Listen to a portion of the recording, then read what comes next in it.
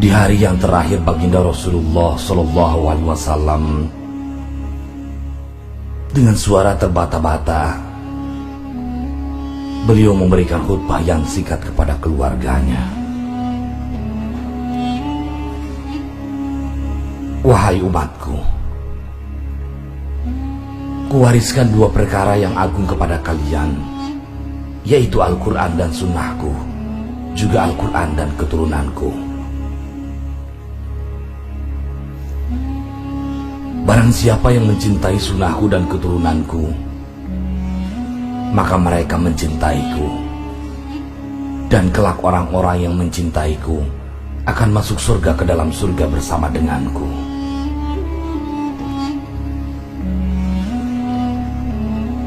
Khutbah singkat ini diakhiri dengan Rasulullah SAW memandang dengan pandangan yang tenang terhadap mata sahabat-sahabatnya.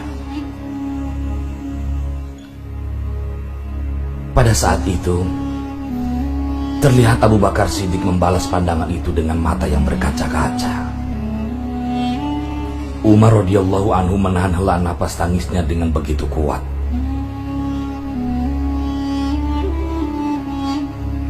Utsman radhiyallahu anhu menghela napas sepanjang-panjangnya. Melihat Rasulullah Shallallahu Alaihi Wasallam, Ali radhiyallahu anhu pun menundukkan kepala sedalam-dalamnya. Isyarat bahwa waktu itu telah datang. Saat perpisahan sudah tiba dengan Rasulullah Shallallahu Alaihi Wasallam.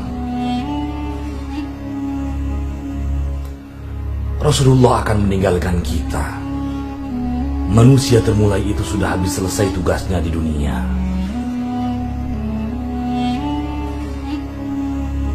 Saat itu matahari kian meninggi, tapi pintu Rasulullah Shallallahu Alaihi Wasallam tetap tertutup. Sedangkan di dalamnya Rasulullah Shallallahu Alaihi Wasallam sedang terbaring lemah, dengan keningnya yang berkeringat dan membasahi pelepah kurma yang menjadi alas tidurnya. Tiba-tiba dari luar pintu terdengar seseorang yang mengucapkan salam. Assalamualaikum. Bolehkah saya masuk? Lalu Fatimah membuka pintu seraya berkata, Waalaikumsalam. Maafkanlah aku, ayahku sedang demam. Lantas Fatimah membalikan badan dan menutup pintu. Rasulullah Shallallahu Alaihi Wasallam mendengar jawaban Fatimah seraya beliau bertanya, siapakah yang datang itu, wahai putriku? Tapi Fatimah pun menjawab, tidak tahu, wahai ayah. Tak pernah aku lihat orang itu sebelumnya. Lalu Rasulullah Shallallahu Alaihi Wasallam menatap putrinya itu dengan pandangan menggetarkan. Satu persatu, bagian wajah mereka seolah hendak dikenang. Orang-orang yang berada di samping beliau dipandangnya dengan pandangan yang begitu tenang. Rasulullah pun berkata, ketahuilah wahai putriku, dia itulah yang memisahkan kenikmatan dunia. Dialah malakul maut. Maka Fatimah pun menahan ledakan tangisannya di depan ayahnya, karena mengetahui ajal ayahnya sudah dekat. Lalu malaikat Israel dan Jibril datang menghampiri Rasulullah Shallallahu Alaihi Wasallam. Akan tetapi Jibril tidak mau mendekat kepada Rasulullah. Jibril hanya menunggu di langit pertama. Lantas Rasulullah bertanya, wahai Jibril, jelaskan apa hakku di hadapan Allah Subhanahu wa Ta'ala. Rasul berkata dengan penuh kelemahan. Lantas malaikat Jibril pun berkata, ya Rasulullah, pintu-pintu langit telah terbuka. Para malaikat telah menanti kedatanganmu. Semua pintu surga telah terbuka menanti kedatanganmu, wahai kekasihku. Kata-kata Jibril tidak membuat Rasulullah SAW tenang. Maka Rasulullah pun masih penuh dengan kecemasan. Kemudian Jibril berkata, "Apakah engkau tidak senang mendengar kabar ini ya Rasulullah?"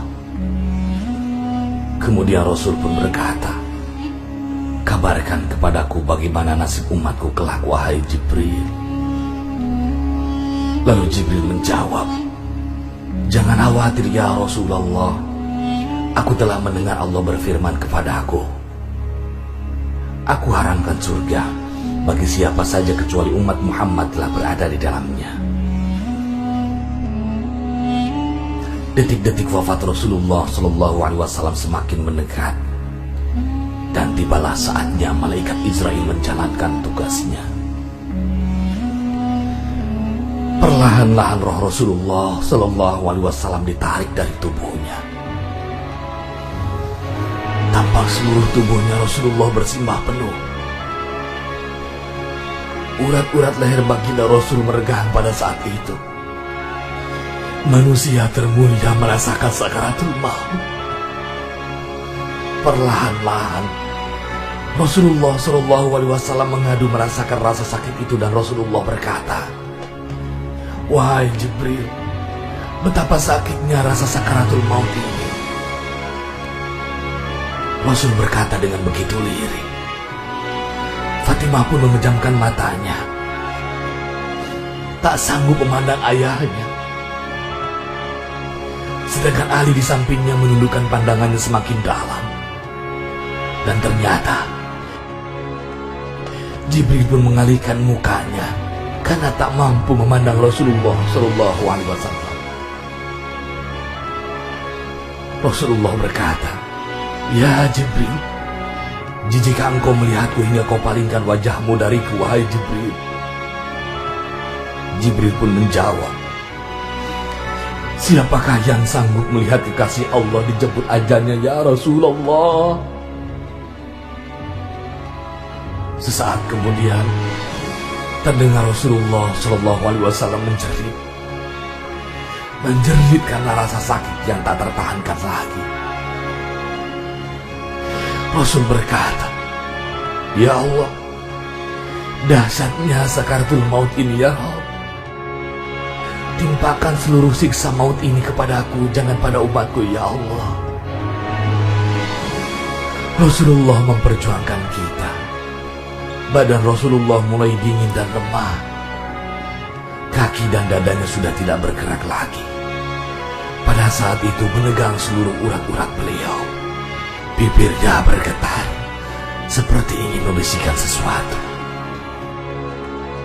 Maka bergegaslah Ali radhiyallahu anhu mendekatkan telinganya kepada bibir Rasulullah. Beliau Rasulullah Shallallahu Alaihi Wasallam membisikkan, "Usikum bis-shalah wa ma malakat aimanukum." Aku wasiatkan kepada kalian agar kalian menjaga sholat. Jagalah sholat kalian, dan peliharalah orang-orang yang lemah di sekeliling kalian. Rasulullah masih mengingat kita. Di luar rumah saat itu terdengar tangisan dari para sahabat yang bersahutan. Sahabat saling berpelukan. Fatimah radhiyallahu anha menutup wajahnya dengan tangannya. Dan Ali pun kembali melihat wajah Rasulullah. Lantas Rasulullah Shallallahu Alaihi Wasallam pun berkata, "Ummati, ummati, ummati." Lantas Rasulullah Shallallahu Alaihi Wasallam berkata, "Bagaimana keadaan umatku?" Dalam kondisi sakaratul maut, Rasulullah masih mengingat kita sebagai umatnya. Lantas bagaimana kita sebagai umatnya? Dan berakhir pula lah kehidupan insan termulia pada saat itu. Di saat lisannya masih mengingat kita, masih menyebut kita sebagai umatnya Rasul. Mampukah kita meneladani Rasul dan mencintainya? Ia yang mencintai kita hingga akhir hayatnya. Padahal kita adalah umatnya yang tidak pernah beliau temui. Ya Rasulullah, ya Habib Allah, Kami rindu padamu, wahai Rasulullah.